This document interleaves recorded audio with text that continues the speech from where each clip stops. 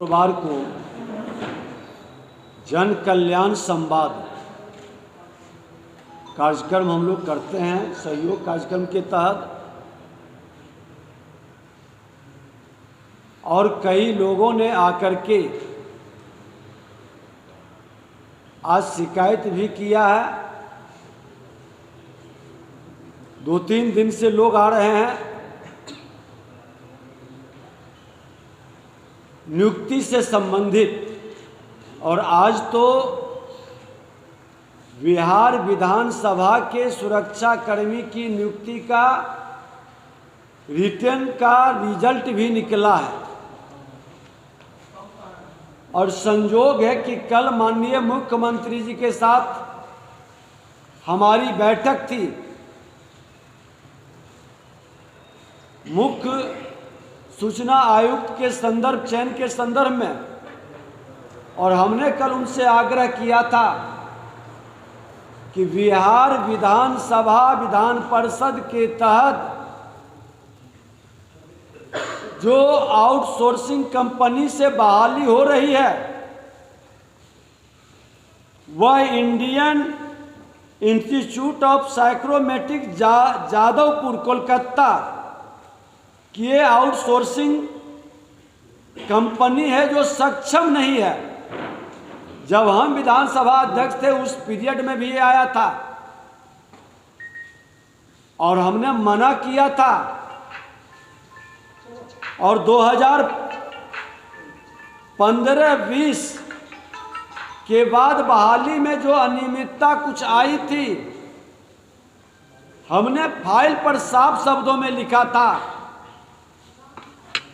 कि बिहार सरकार की बहाली की एजेंसी सक्षम एजेंसी है, उससे बहाली हो एक विधानसभा अध्यक्ष के नाते,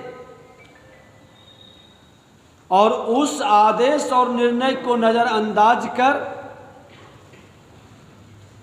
चयनित agency Indian Institute of Psychometric Jadavpur Kolkata की, जिसका आर्थिक इंफ्रास्ट्रक्चर काफ़ी कमज़ोर है, ये नई एजेंसी है और ये सुरक्षित राशि भी जमा करने में सक्षम नहीं था, जिसको कम कर दिया गया था, और अग्रिम देने का प्रस्ताव दिया गया था। बाद में जब हम लोगों ने आपत्ति दर्ज किया और माननीय मुख्यमंत्री जी को 8/9/2023 को पत्र भेजा, महामहिम राज्यपाल महोदय को 27/9/2023 को पत्र भेजा कि बिहार विधानसभा के अंदर एक बड़ा नियुक्ति घोटाला का खेल चल रहा है, पैसे की खुल करके वसूली हो रही है, और सुरक्षा प्रहरी परीक्षा में किसी भी केंद्र पर बायोमेट्रिक सिस्टम काम नहीं कर रहा था, उसको लेके हंगामा हुआ। परीक्षा किसने दिया यह स्पष्ट नहीं हो सका, लोगों ने आकर के शिकायत भी किया था। और इस तरह के एक और जानकारी दे दूं कि 2000-2005 की अवधि में बहाली जो हुई थी उसकी निगरानी जांच चल रही है। 40 लोग चार्जशीटेड इसमें हैं, और उस पर भी कार्रवाई को रोका गया है। जब एक बार इस पर इस तरह का मामला आया तो बार बार आप आउटसोर्सिंग एजेंसी से बहाली क्यों करा रहे हैं, जब यहाँ बीपीएससी है, कर्मचारी चयन आयोग है, सिपाही भर्ती का भी अलग अलग कई एजेंसी सरकार की है, आप उसके माध्यम से क्यों नहीं कर रहे। और इस तरह के जो खेला खेला जा रहा है, उस खेला में पैसे की खुलकर उगाही भाई भतीजावाद जो रिजल्ट निकला है इसका न्यायिक जांच उस तरीके करवावे। पहले की भी बहाली में जो लोग यहाँ काम कर रहे हैं और चयन समिति में वही लोग मौजूद हैं और अपने लोगों को लाने के लिए